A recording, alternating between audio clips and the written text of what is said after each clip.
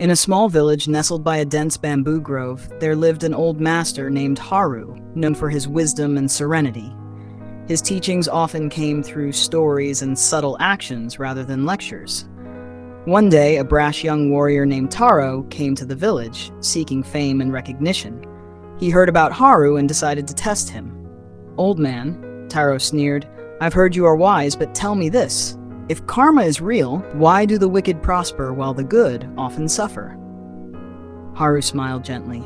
"Come with me to the bamboo grove," he said. Intrigued, Taro followed.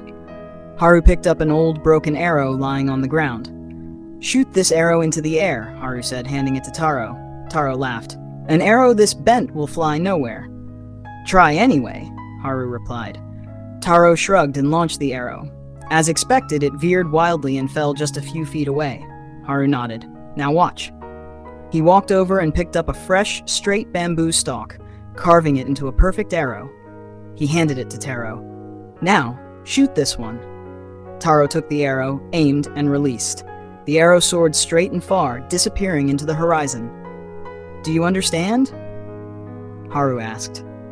"What does this have to do with karma?" Haru pointed at the broken arrow lying on the ground. "Karma is the unseen hand that bends the arrow of your actions. If your deeds are crooked, driven by greed, harm, or selfishness, they will fall short, even if they seem to fly high at first. But if your actions are straight, guided by compassion, effort, and truth, they will soar, even if you don't see the destination yet." Taro pondered this, still unconvinced. "But what about those who harm others and seem to thrive?" Haru smiled, plucking a withered bamboo leaf from the ground. "Every tree that grows too tall without strong roots will one day fall. The seeds it plants will determine the forest of tomorrow.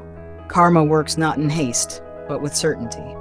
Taro was silent. He looked at the broken arrow, then at the straight one, and finally at Haru.